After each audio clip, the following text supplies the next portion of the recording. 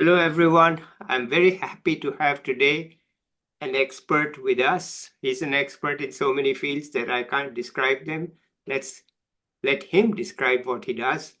Right now, we have with us Hari TN. Let's listen to him. Over to you, sir. Thank you, Subodh, for having me on this wonderful show.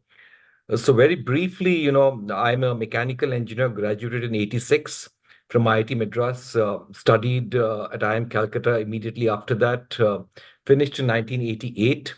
And then, my career can be broadly broken up into a few broad buckets. The first bucket is, 11 years of engineering work on the shop floor at Tata Steel, experiencing pretty much everything I had learnt in school. And it was a wonderful set of 11 years. And the reason for my doing an MBA was not really to get a foothold outside of engineering, but to understand how organizations worked a little more holistically.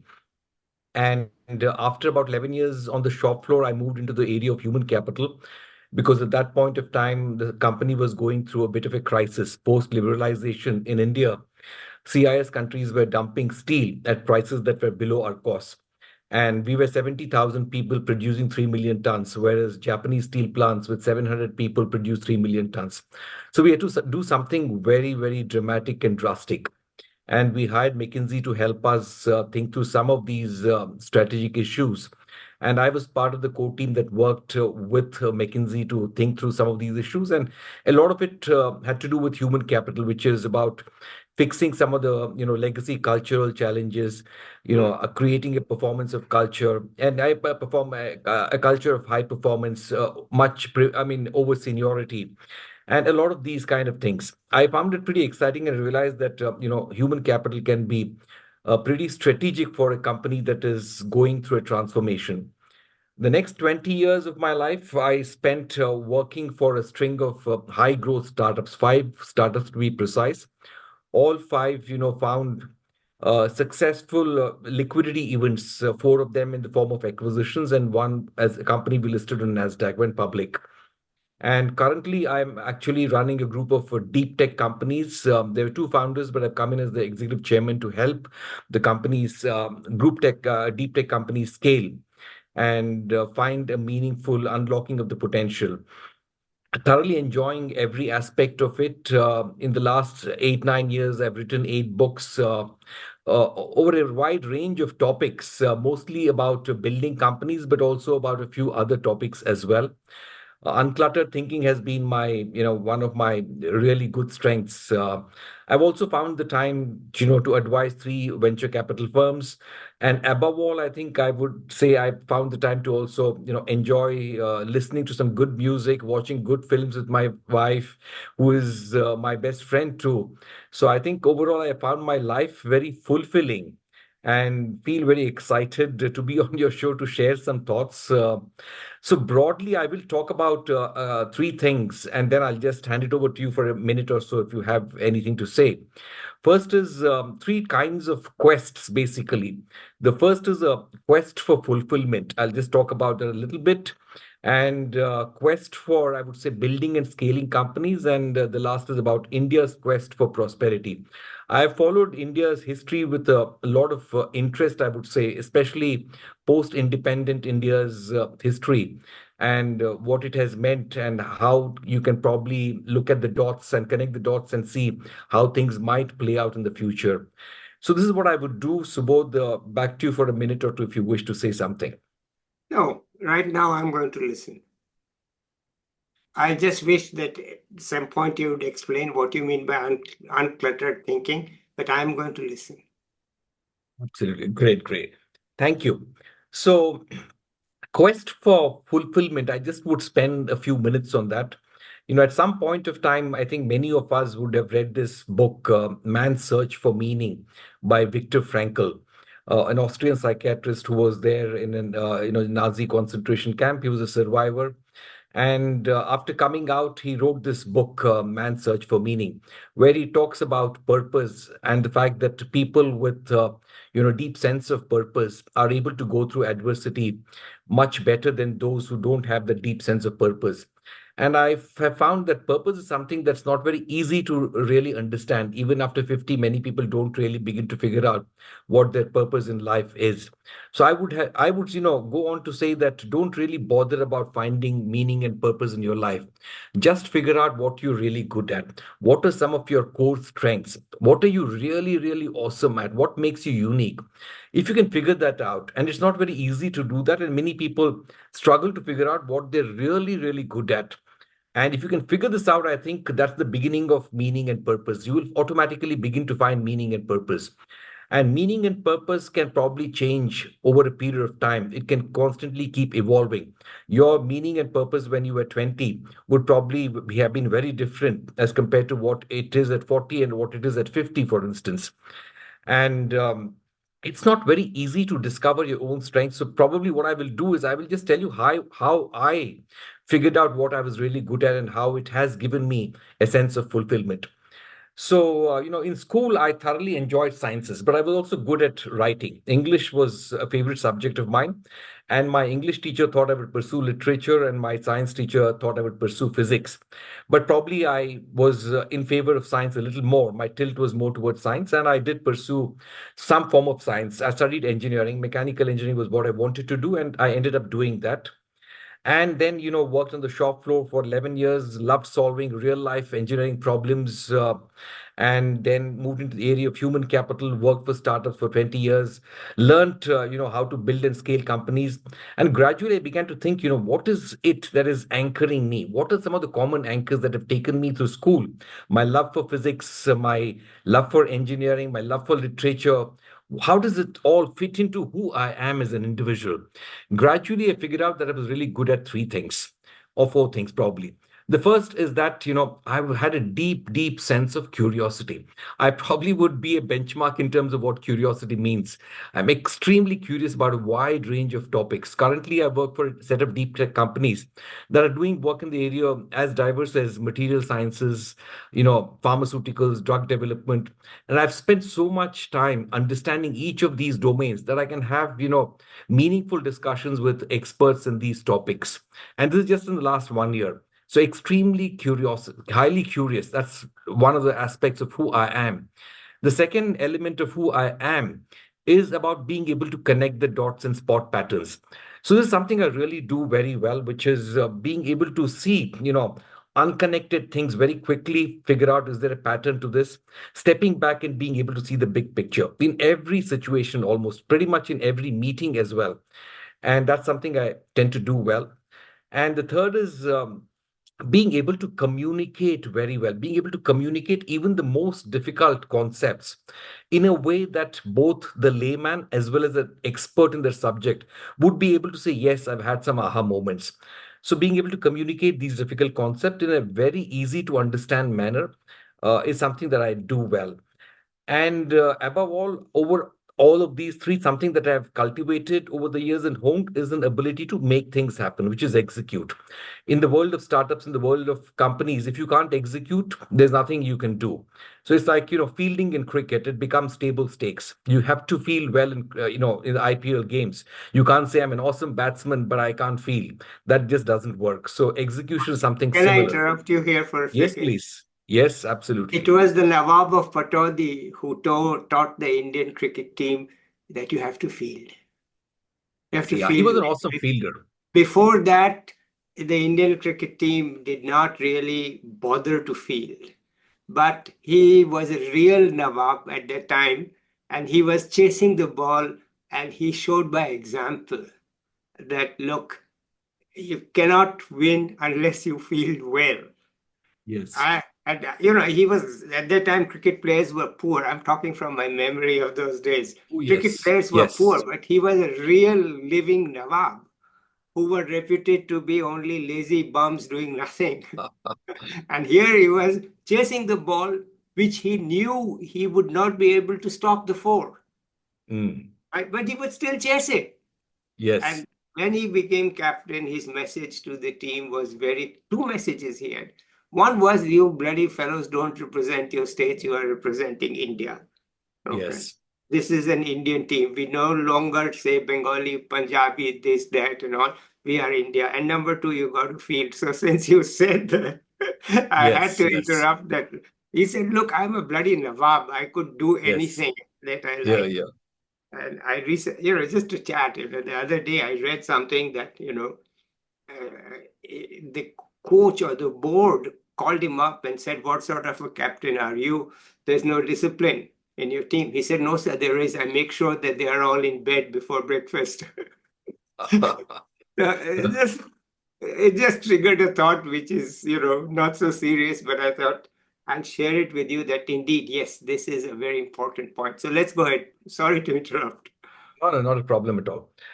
So I was, talking about, self-awareness and discovering your strengths. And, if you discover your strengths, I think when opportunities present themselves, the right kind of opportunities, you're able to, grasp them or grab them, I would say. If you don't really know your strengths, probably, you wouldn't end up even identifying what is good for you. And I think a crucial element of happiness isn't being able to spend 90% of your time probably doing things what you're really good at. And a breakup of that 90% would be 60% in what you love and what you're really good at, and 30% probably what you're good at, but probably you don't really love doing them, but you just happen to be blessed with some skills that you're really good at. And just 10% of your life should be spent on doing things that you love to do, but probably you don't do them well. I would call them hobbies. So the 60-30-10, if you can get that reasonably right, I think it's a path to fulfillment. And if you really wish to lead a fulfilling life, you also need to be a little patient. So, for example, in my own case, my interest in science and the opportunities that, my science based background, engineering based background presented to me were pretty obvious. But then, how would I find, an opportunity for leveraging my ability to write and finding fulfillment around that strength of mine? Prior to 2017, probably the best use of my writing was in communicating within a company, that I worked for, writing wonderful, crisp, beautiful emails to large groups that people really understood. That was probably the best use of my writing abilities and communicating abilities. But sometime in 2017, I just began writing on LinkedIn. And I found that my thoughts began to resonate with a wide range of people because I picked up very practical approaches to providing, thoughts and ideas. And people therefore found them very helpful. And that began my journey of writing books. So it just happened that, I began to write on LinkedIn. It resonated with people. And then it went on and on. So I think sometimes opportunities present themselves. You just have to be a little patient, and probably if you're aware of what you're really good at, then I think you will go and do them. Sometimes you should just do what you're good at without necessarily expecting any tangible outcomes. I think the less tangible the outcomes that you expect, but just go and do them just because you love to do them, probably in all likelihood some real tangible outcomes could be achieved. And even if you don't achieve those tangible outcomes, what the hell, you're just doing what you love to do. So just go ahead and do that. The last component of fulfillment, probably I just talk about, is how do you find the time to do all the things that you love to do? I think a lot of people really struggle with finding the time. Sometimes not being able to find the time is an excuse, and sometimes it is often real as well. I think to be able to find the time, you should do just four things well. You should just be blessed to be able to do those three or four things well. The first is uncluttered thinking. And I think that's the thing that you said you wanted to explore a bit when I mentioned this in the beginning. So, uncluttered thinking, I would just talk about it in the following manner. Intelligence is of two types. One is plain intelligence, which is being able to, for example, in any particular situation, figure out what are the 10 things that are driving a particular outcome. If there is a problem, what are the 10 possible causes? That is about intelligence. Uncluttered thinking isn't being able to understand that of these 10 things, only two really matter and contribute probably 90% to the problem. The remaining eight are very insignificant. And, I don't necessarily have to spend any time on those eight. I leave it to somebody else to figure out how to solve them, or even if they break, there's no problem because I'll just have a razor sharp clarity on just those two things. But some kind of intelligent people are just not able to do that. They would try and pay equal attention, not being able to discern what is important, what is not important in a situation. I think in some ways is uncluttered thinking as well. So the second is, being able to focus, which is being able to keep your eyes on something till it gets done, and being able to realize when do you delegate and when can you take your eyes off. So I think that's a critical aspect as well. And then beginning to hold people accountable. There will be people who work for you. You just can't end up doing the work that they are supposed to be doing. You have to begin to hold them accountable, and hold them accountable very, very strongly. Allow them to make mistakes once in a while. Do help them, especially when things are not very critical, when the stakes are not high. Allow them to make mistakes, and then they begin to learn to do their job well. And over a period of time, they begin to learn to do your job as well. I think that is true liberation. When your team begins to learn to do your job well, that is liberation. And then you will find, new perspectives and new things in life to pursue and do, and you'll be able to have the time for that. The last is that, once in a while, we all get stuck in what I would call activity traps, just doing things for the sake of doing things. An activity is being performed, just continue to do that without questioning or stepping back to figure out, does it really matter? Is it helping anyone? Is any stakeholder of mine feeling, making life easy for them? So I think that is the last aspect of being able to find time to do these wonderful things. So I'll just pause here, Subodh. This is about fulfillment, finding fulfillment, and just would love to, know if you want to say anything or you want me to continue. Yeah, I'm mesmerized. Please continue. I'm Great. listening eagerly. I'm learning a lot and listening eagerly. Please continue. Great. The next thing I just want to talk about, this is something that I'm probably professionally good, I can say with some pride, is in building and scaling companies. And this is something that I've really learned hands-on by working in the trenches for the last 20 years, dirtied my hands. And at every point of time while I was in the trenches, every day pretty much, I would just step back and say, is there a bigger picture? Is there a systemic problem in this? Am I only dealing with this tactically? Is there a pattern? Is the problem repeating itself? Why is it repeating itself? What do we need to do? So being able to build and scale companies is something that I've really understood, and I can pretty much do that, closing my eyes, I would say, pretty much. So some lessons in building and scaling companies, I would say some non-obvious lessons probably I'd like to talk about. The first thing is that, character is a very important element of being able to build companies. It's not really understood. Not many people would appreciate how important character is. And what is character? To me, character is in being able to do the right thing. Intelligence is in knowing what is right and what is not right, or what is wrong. But character isn't being able to do the right thing, irrespective of short term consequences. And mostly being able to do the right things, or doing the right thing, sometimes creates short term consequences which are detrimental to either your personality or the company. But still, being able to do that because you see the long term effect of doing that is, I think, what is character. I'll just give you some examples with stories. Just one from one company context, which is Big Basket. At Big Basket, for example, sometime in 2014, the company was trying to raise money. Tiger Global was the hedge fund that had pretty much bankrolled the entire e-commerce in India and had funded companies like, Flipkart, ShopClues, and many others. And Leaf Excel of Tiger Global was coming to meet the Big Basket team, along with Kalyan Krishnamurthy. Kalyan currently is the CEO of Flipkart. He was at that point of time a partner at Tiger Global. So he had a reputation, Leaf Excel. He had changed the way investing was done in India. So prior to that, a VC fund would do a 2 month due diligence on a startup and wire in maybe $2 million after 2 months if everything was okay. Whereas Leaf Excel would sit in Seattle and do a call with a young founder on Skype, and if he liked the founder and the idea, he would wire $10 million the next day. So he changed the way investing was done. And for every startup, his check was very important, because if he would fund a competitor, he would fund them so much that they would have take away all your customers. They would buy out all your customers. And he was coming to meet Big Basket, and hence it was a big day. Within 15-20 minutes, he told us that, your business model sucks. And he didn't say this directly, but pretty much indirectly he said this: your business model sucks. There are newer business models run by younger people, and those are going to win the day. And the idea was that asset light models would win the day as per him. Asset light model really means in e-commerce, if you want to expand to a new city, let's say you want to expand to, Ayodhya, or Lucknow, all you needed to do is hire some delivery boys in that city, give them a smartphone, place them outside a big bazaar store. And if customers placed an order, the order would go to the smartphone of the delivery boy, would go walk into the store, pick up whatever was available, and deliver that to the customer. That was asset light. You didn't need to build your warehouses, didn't need to hold inventory. The big basket model was wherever it went, it would build a warehouse, hold inventory.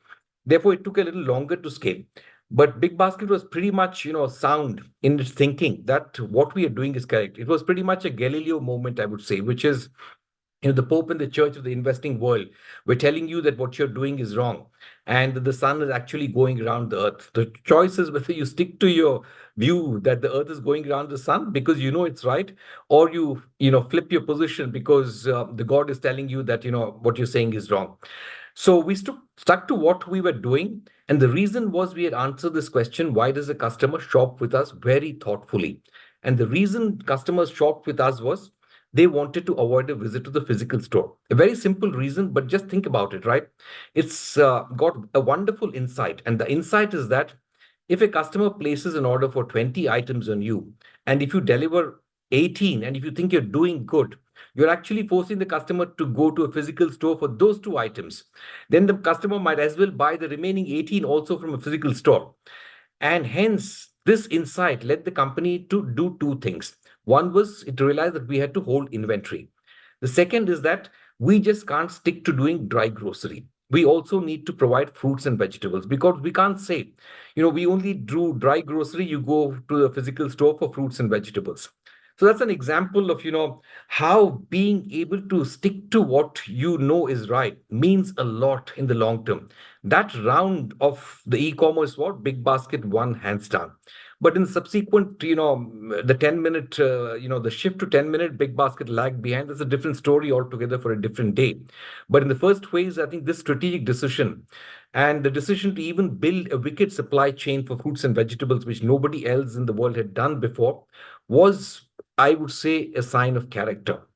Another example of character is when we were trying to look for a reliable partner. Amazon would keep coming to us once in a while, wanted to, at some point of time acquire us, at some point of time take a strategic stake, but actually would collect all the data and go out and try and build their own business, try and do grocery themselves. So we didn't find them reliable. So we began talking to Alibaba. And once talks progressed and once a valuation number was arrived at, Amazon got wind of it.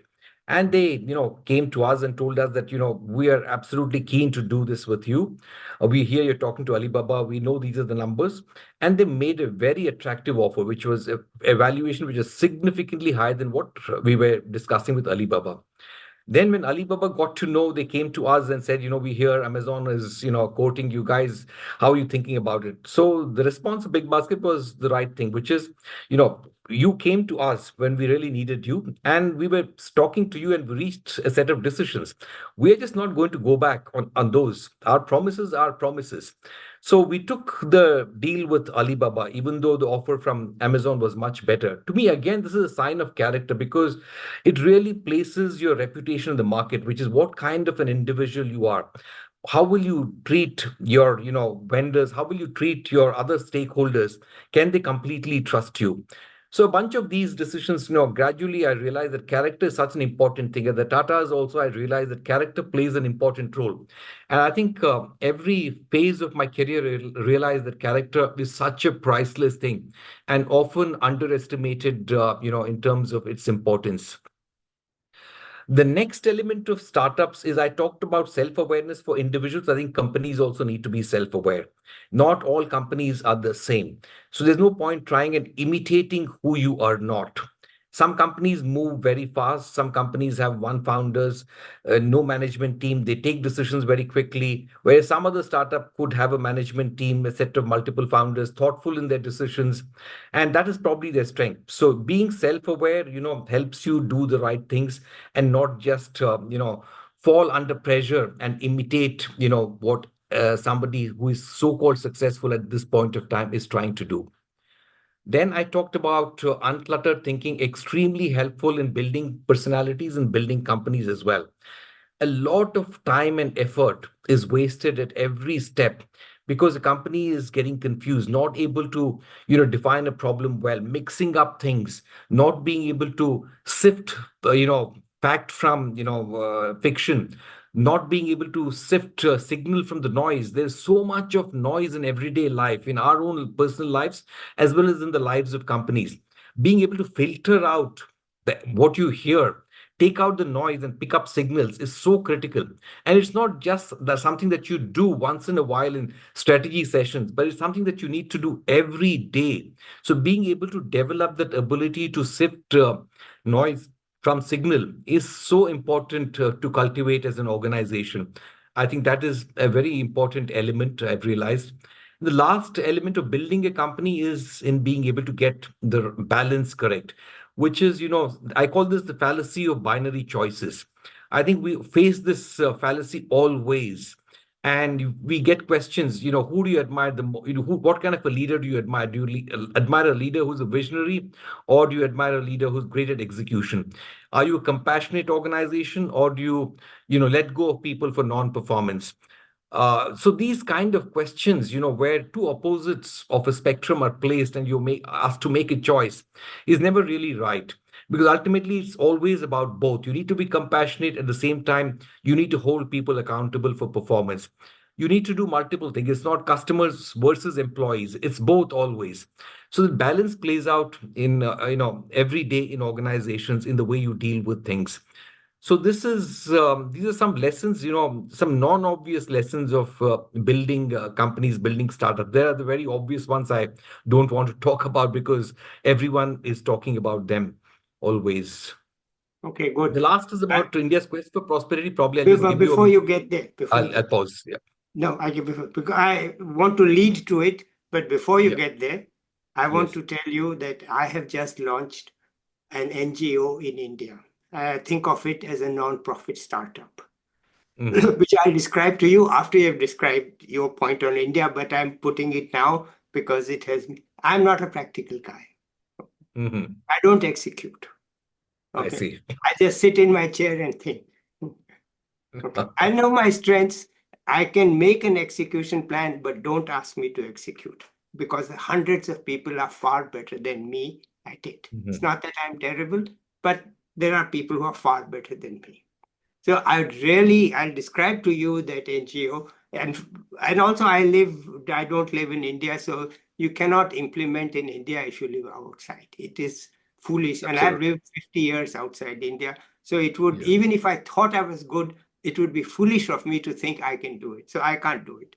But I'll describe the NGO to you afterwards. But right now, I'm saying that I'd love to get your support in treating it as a non-profit startup. Okay, it's a Sure. startup. It's not a for-profit startup, but Yeah, I yeah, think yeah. of it as a non-profit startup, which most people don't think of NGOs in that way. But I'm thinking of it as a non-profit That's the right startup way to think about it. There's no other way to think about it. because It I doesn't. wanted to scale up in the same way to run efficiently. It's a Section 8 company by choice. Yeah.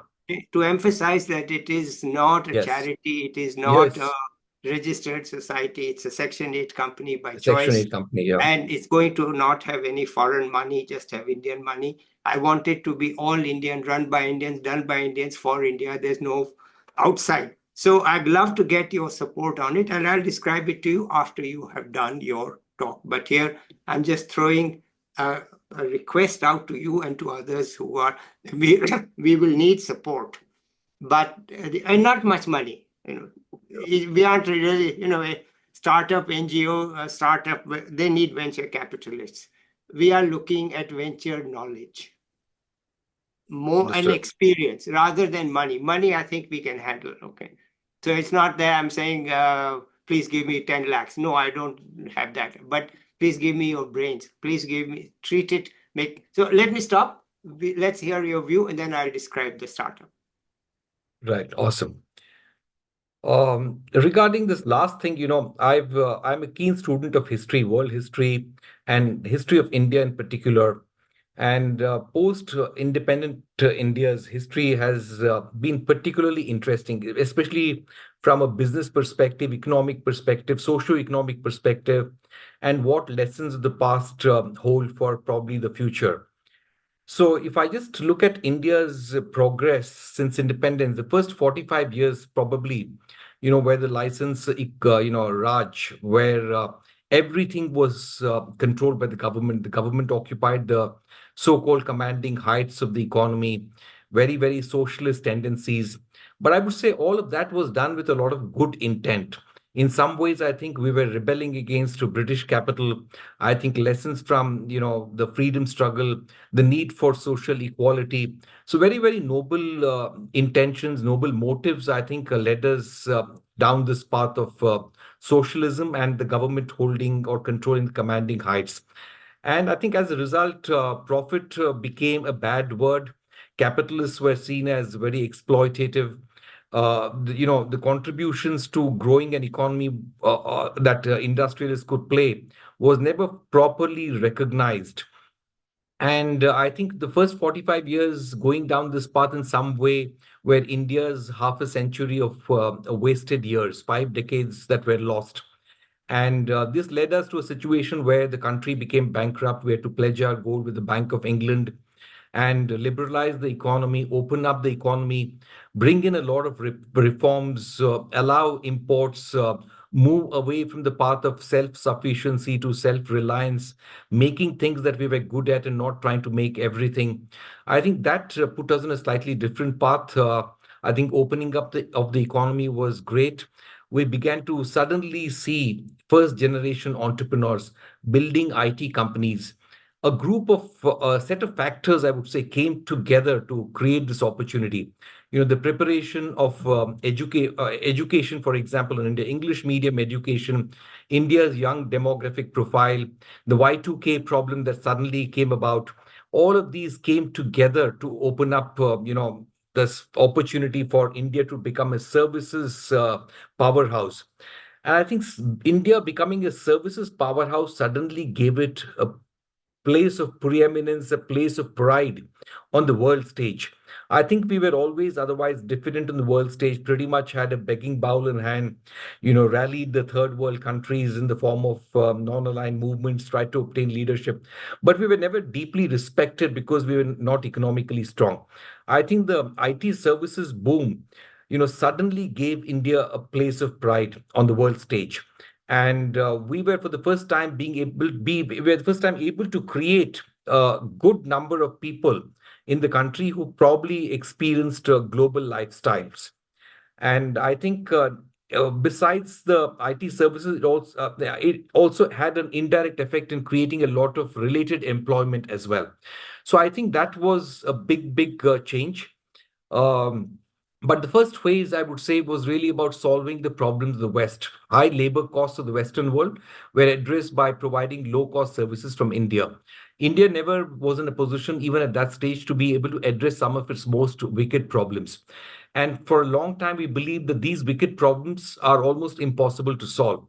They seemed so difficult: primary education, extreme poverty, women's empowerment. They seemed so far away from reality that we thought probably we can never solve them. We'll have to live with them. While some people may creep upwards and become prosperous, the majority will remain what it is. But I think the next 15 years was huge hope. 2008 onwards, I would say. 2008 onwards was when Flipkart got set up. And Flipkart, why did it get set up? Why did VC money begin to come to India? Why did they encourage, why did they support startups that were attempting to solve India's problems? Is very interesting because these same VC funds, hedge funds, made a lot of money in China. And then, they realized that, China opportunity is plateauing. The next big country is going to be India. Many factors were in favor of India. So they came in droves to India and then began putting in big money, allocating capital to India. Flipkart was set up. Initial successes of Flipkart, the coming together of VC funds, mentors, all of them triggered and inspired thousands of other young Indians to actually, say that we won't take up jobs, we will take up entrepreneurship. So entrepreneurship suddenly became very cool, became celebrated. Everybody was talking about them. Everybody wanted to be an entrepreneur. So much so that even those who were not seriously interested in entrepreneurship also began taking up entrepreneurship. So 15 years of hope, a lot of successful achievements, multiple unicorns were created, valuable companies. But most companies were created by modifying some business model using technology. And none of them were really very deep tech or fundamental innovations. So, for example, if you take a company like Zomato, right, or even a Big Basket, they're just delivering groceries at home.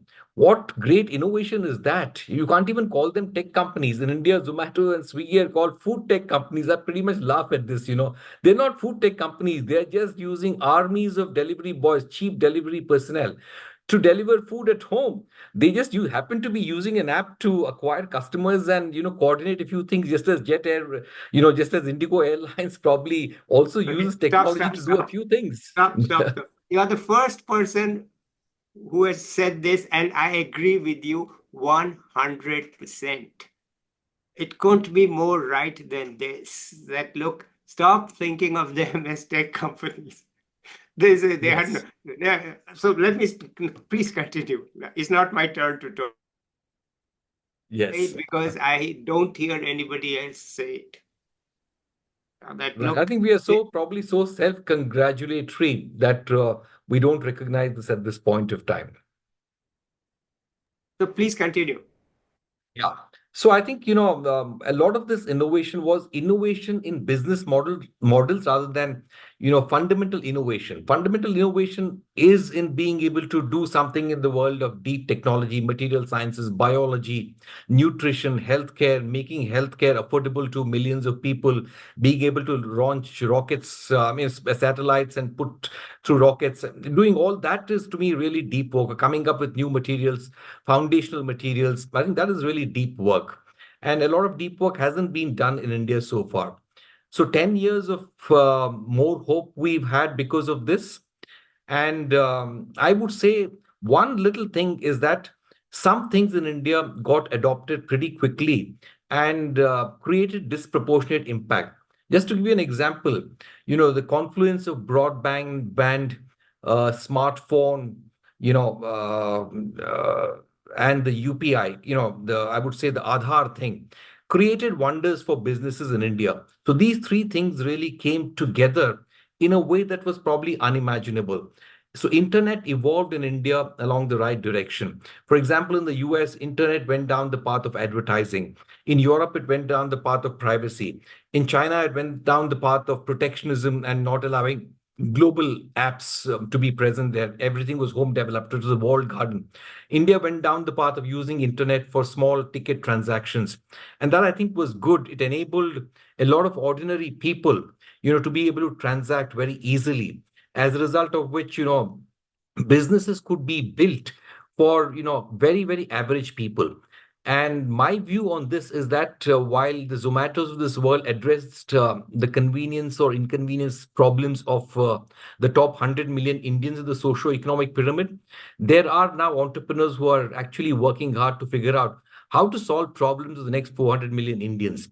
Those problems are very different. Those price points are very different. Their problems are very different. Their performance expectations are very different.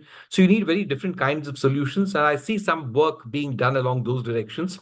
And I also see some genuine deep tech work being done. Some good collaboration happening between established organizations like ISRO and space startups. Good collaboration resulting in new kind of ventures being set up and scaled. So some good signs along those directions. If I had to just look at all of this and predict, what will the future look for like for India, I have oscillated between being very optimistic to being very pessimistic. And I was optimistic at some point of time when everybody was talking about the demographic dividend. I was also a bit of a victim to that, self-congratulatory kind of a mode. But then gradually realized, what, post-independence, one of the biggest problems India identified was its population. A big population was seen as a big drain. And suddenly, how come at the turn of the century, that big population suddenly became an advantage just because IT services succeeded? We just went down the path of believing, that we can very easily create jobs for 12 million Indians who are entering employable age every year. So gradually, as I think about it, I realize it's extremely difficult to be able to create so many meaningful jobs. It's almost impossible to create meaningful jobs. Underemployment will pretty much, be the way for India. And I think, while a lot of economic growth is happening, probably one of the largest, highest growth rates for a large economy, I also think that the growth is in some ways a jobless growth, creating more inequality in the country, and therefore not resulting in overall prosperity. And two models seem to be emerging as we go. One model is a lot of focus on developing human development indices, focusing on human development indices versus industrialization. If you develop HDI, industrialization will follow is one approach. The other approach is industrialize in a very big way, human development indices will follow, which is trickle down. Gradually, I believe trickle down doesn't seem to be working in India. And in India, I think the answer is to just lay a very strong foundation for human development, which is primary education for kids, women empowerment, women's safety at every place, at the workplace, at public spaces, nutrition, healthcare. I think if you take care of those in some ways, some kind of industrialization, which could be manufacturing, could be services, could be a combination, is likely to follow. If we go down the path of large investments, very capital intensive kind of investments, if we get very excited when Amazon puts up a large warehouse in the country, and don't get excited if a clothing apparel manufacturer puts up a plant employing 3,000 women, then I think somewhere we've got our priorities wrong. So that's what I would think about India's quest for prosperity at this point of time. So let me stop here, Subodh. I've talked about the three things that I said I will talk about. Wonderful. I mean, first of all, let me say I'm very happy that you came. I usually don't comment on what people say. It's not my job. But today I will say I'm very happy to hear what you said. And there are many things to discuss, but let's do that separately. Yeah. But I'm very happy to say that the NGO actually that I've floated addresses the last problem that you cited. So in 2021, I wrote a book, India 2047, and in it was a recommendation that India should develop its small towns. Since independence, we have focused only on problems in villages, and that's where most of the NGOs work, or on large cities where we are split into modern things like metro and smart cities, which are all large and all that. And then the slums where NGOs go in and do good work. Okay. What we have neglected in all this is small towns. And this has created two problems. One, the people who leave the villages go and live in slums in large cities or slum like conditions. And this will Yes. not end. This will not end till 2047. So no matter what you do, unless you change something, and you are not going to succeed in the villages because for 15% GDP, 40% population, they've got to leave. There's just no way that the farms are already so small. There's no way the children can survive there. Okay, so even if there are only two kids, farm is so small, farm landless labor. So anyway, 14% GDP, 40% population is not sustainable. They have to come. Okay. Plus, the way the model now works, the national labor market, that these people leave the village and go to work in cities which are so far away, which we saw in the pandemic, that they are walking back home, thousands of they're torn apart from the family. The parents can Yes. never go to visit them because it's 1.5 days by train and they have no Absolutely. experience. And this fellow is sitting in Bangalore, his mother is ill, he can't go back to rural Bihar. Yeah. So we've torn him from his family. He says, oh, I want to look after my mother, but he can only talk to her on WhatsApp video maximum. But there's no Yeah. way he can make the train journey, and there's no way he can go and spend. It's a so my idea is we should develop small cities. Small cities defined as 1 lakh population in 2011 census. And we will go there and create jobs and increase incomes. Right now, we have defined 3 states. We have left out the what I called as India's A states economically. Those are the five South Indian plus Gujarat and Maharashtra. More than 50% GDP, 33% population. Okay, so Yeah. they are the growth engine of India. These 7 states, the rest of are just followers. The B states are West Bengal, Rajasthan, Odisha, Madhya Pradesh, and Assam. And I'm only looking at large states, not Yeah. Goa Yeah. and all Yeah. are. Goa is a state, but I'm looking. So we have focused on West Bengal, Odisha, and Rajasthan. And the aim is very clear: create jobs and increase incomes. How? In a hyper local way. We don't have a model. Go to each town, assess the constraints, assess the opportunities, and create a work plan around that.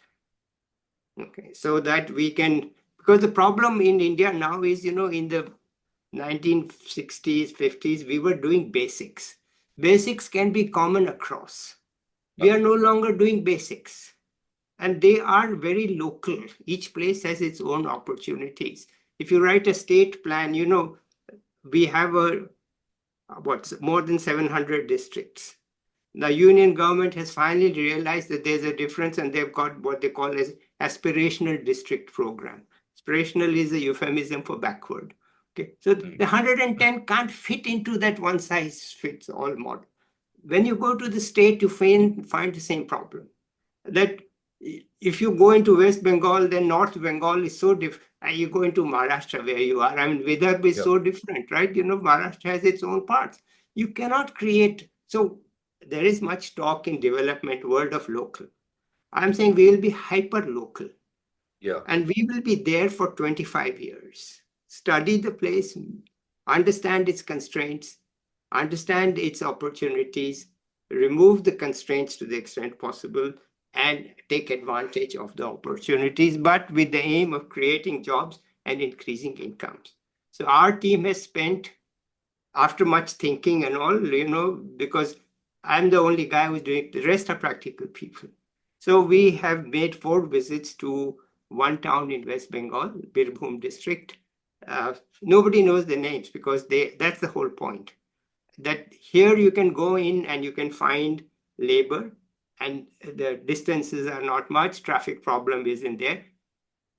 Here you can invest small amounts of money, whether it is in agriculture, horticulture, or in MSMEs. Now, MSMEs actually stands for medium, small, and micro. Yeah. The Yes. medium are Yes. not there in these places. There are no Correct. medium. Mediums are Absolutely. actually in the large cities. It's a whole Yes. mistake to lump them with small and micro, because 99% of MSME is micro. whether the government puts the data for MSMEs, it's all driven by the medium in the large cities. The small and micro are only in number. So we are, we are the people are going to spend the time. Our next visit is to Odisha.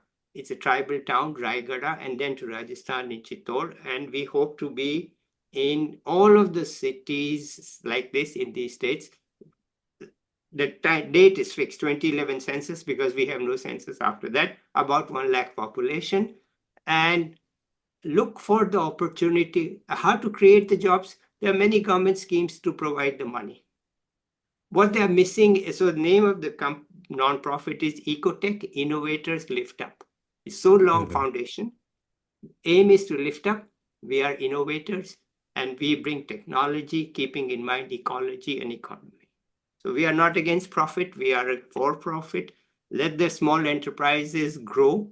If there are some motivated entrepreneurs down at that level, let them grow. Okay. So this is the concept. This is the idea. And my job now is to enroll supporters and to find the money. Money, I think we have found, because we are not going to be heavy capital.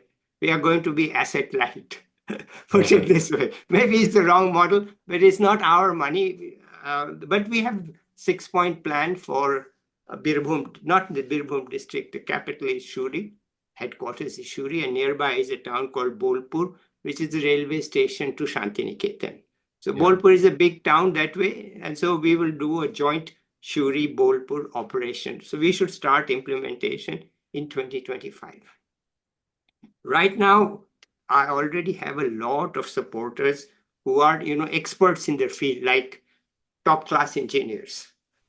So if we find any engineering problem, we can solve it through the network. So we are going to Mhm. be networked, and the network will provide the technical answers. We already have traffic planners with us.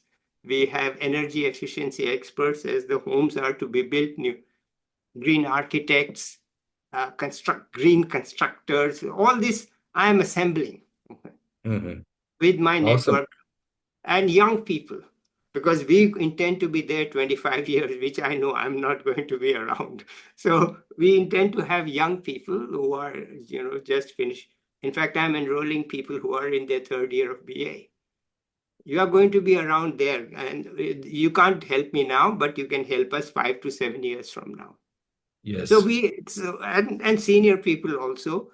And there's one innovation, it helps to know that your job is to think and Yeah. not to do. Okay. So I was very worried, how will we know what's going to happen in trouble in those schemes or whatever we do? Who is going to report to me? So finally, I thought the only people I can trust are retired army people living there. I'll Mhm. make them my eyes and ears. Okay. But how? I have no connections to the civilian world, the army world.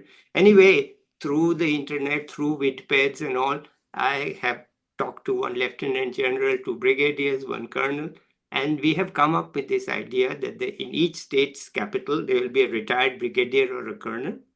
Yeah. He will be our rep.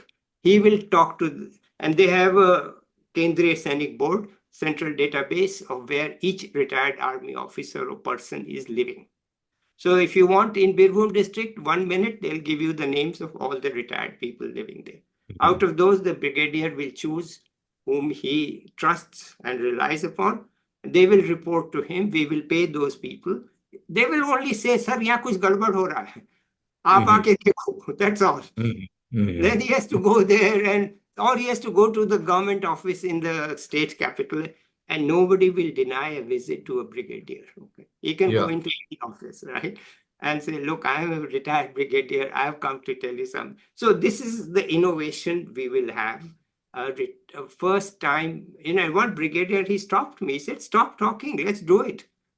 What the Mhm. heck? And also listen to us. So I am still looking for somebody like you and your colleagues and all who have experience in making things grow. So we want this NGO to grow rapidly to cover all the 15 cities in each of these states, and then to expand, say, to Assam, Madhya Pradesh, and we would have a replicable model. So that's what in tech terms we call open source. Yeah. And to me, open source means not having a champion in the local area, because once you have a champion model, then you have to find a champion everywhere, and you may not find a champion. It's much better that your model itself is the champion. So anyway, this is just uh, and currently the CEO will be my older brother Ashok. If he was young today, he would be running two startups, Mhm. but he's not young. He's older than me. He has an MBA from IIM Ahmedabad and in finance and computers. What computers in 71? But Narayan Murthy was there in IIM Mhm. Ahmedabad when Ashok was there. They were I both see. students of Krishnaiya, who lives in Pune. And Infosys started in Krishnaiya, Professor Krishnaiya's home in Pune. Mhm. So anyway, what I'm saying is that Ashok's also even older than me. How long can we run? And he himself is stretched. So we need supporters who can say, "Listen, I can be part of this work in whatever way, time, anyway." So this, I normally talk offline, but since some of the key people whom you work with will listen to this, I thought I will mention it online so that everybody knows. The company was just launched like 4 or 5 days back.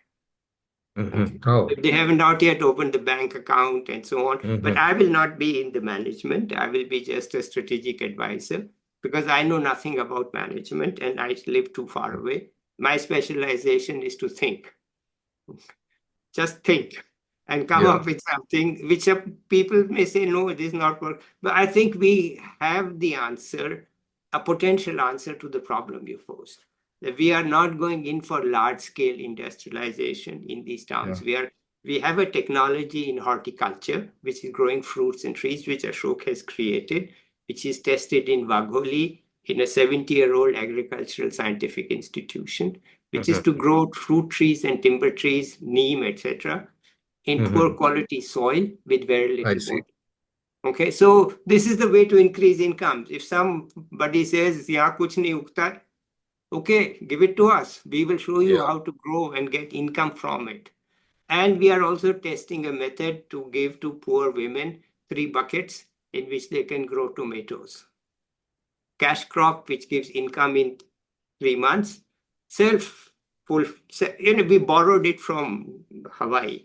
You take a bucket, you fill it with water, you put vermicompost, put the lid, grow the plant. No need to water, no need to fertilize, it's self contained.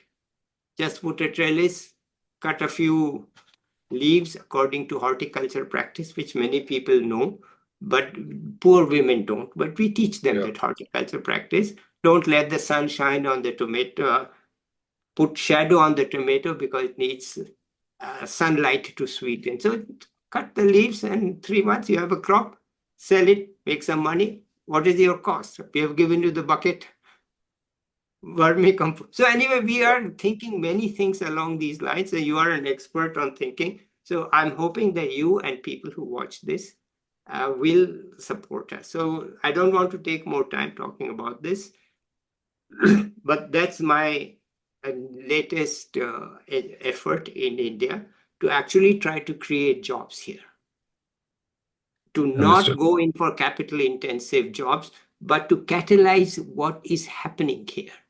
So if there's some woman who's, and one other thing we are thinking of is in India, every local place has its own food specialty. People, you go there, they say, this you have to eat here, right? Yeah. So I asked in Shuri, what is it that you do? They said, oh, we make great murabba. I said, wonderful. Hmm. Now we will teach you through a women's cooperative how to make this murabba in a scale Yeah. and market it. That marketing help we can get from people, right? They're setting up a women's cooperative, no issue. Yeah. There are so we bring those experts, they create the women's cooperative. Whatever money government already has so many schemes to help women, so they will give the loan or debt or whatever. We just bring the technology and the enthusiasm of the people, find the markets for them, which the government can't do. Yeah. They don't have that approach of finding markets and this and that. Yes. So, but our people will have. We will find the market. And it's only 1.5 hours by bus to the railway station. Good. Now in Kolkata, we can sell authentic Shuri Murabba. People Yeah. are looking for diversity of food, and in India, every place has its own specialty. So Yes. that's one idea that will be common. Just go and say, what is it that you cook that is special? Okay, so let me stop talking. Let's see if you have any questions. No, no, no questions at the moment. I think wonderful work. A lot of people are trying to do some of the things that you're doing. There are several NGOs already attempting to do this. Um, Interesting. I think it'll be interesting to see how things play out on the ground. Yeah, And we don't know, but we need people help from many yeah, people in making it happen. So that's why I'm telling you this, that we need supporters, people who say, I've built a for-profit startup. I say, wonderful. And I'm glad that they are moving into the 400 million segment also, which is wonderful. But we also need to have below the 400, we need non-profit startups, right? yes, So that, I totally agree with that. okay, But good. So, it's not going to be an easy journey. Building a business for the 100 million Indians at the top of the socio-economic pyramid is pretty easy, I would say. You need to have a yes. great idea, execute well, get some VC money, you can build a good business. For the next 400 million Indians, it's even more difficult. But the bottom 800 million, I would say, is extremely difficult because the ability to pay is so low. their ability to, you need to skill them. Creating markets is you even need to, it's like priming a pump. How do you even pour the water into the pump to get it started?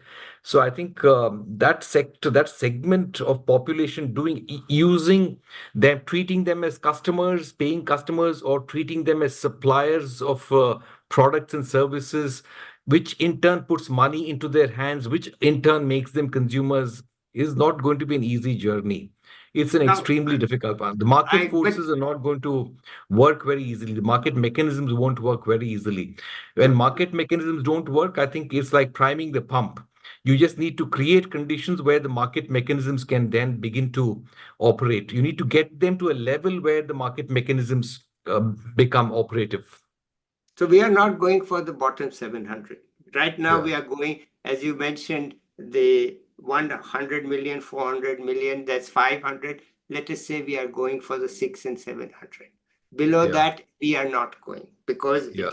we don't have a model. I cannot think of how to do it. Yes. It's not right to say it's hard. I say I don't know how to do it. I Yeah. admit my failure. But I'm thinking of, in your language, the 500 you have already covered. I'm thinking of the 6 and Six 700. and seven. Okay, so they have the Wi-Fi. They have 20, 30 Mbps Wi-Fi. They have Yeah. polytechnics or an engineering college. They have a district hospital. They are 1.5 hours or 2 hours maximum from a railway station. They have reasonable road Yeah. connectivity. So we are not aiming at the Understood. below that. We don't know how to do it. Admit it. Yeah. Yeah. We don't know how to create the market and all this. So this is a market-based approach mainly, but with subsidies and support. But we are not aiming below that. We just don't know how to do it. But here you can bring the knowledge of the world through video and Wi-Fi, which is easy to do. And so I can say, listen, you are sitting in New Zealand, but you are Bengali, so please tell me what to do here, right? You grew up around that area, so I can bring that. But yeah, I agree with you. Below the 700, no, I don't have the ability to go. But let's end this here. I Yeah. want to talk to you a little bit offline about some other things, but this was sort of the main topic. Since you are good at execution, since you are good at for-profit venture capitalists, I'm saying, let me throw to you a challenge of non-profit startup and to others who can watch this. The rest of the things we can discuss privately. But let me let you have the last word. This is the norm. You have the last words. No, nothing, excepting saying that, I enjoyed doing this. It's pretty unique. And I love the way you reached out to me, very crisp, no nonsense. And I realized it. And I mean, I didn't send you too many questions because I knew you were not expecting and you didn't want to answer. I could read that very quickly. And I have been able to adjust to different kinds of hosts. And you were a unique host. And I enjoyed doing this. Okay, wonderful. Let's end it here. I want to talk to you offline for a few minutes. So I'll be back with another young person or an expert soon. Bye till then. Bye, everybody.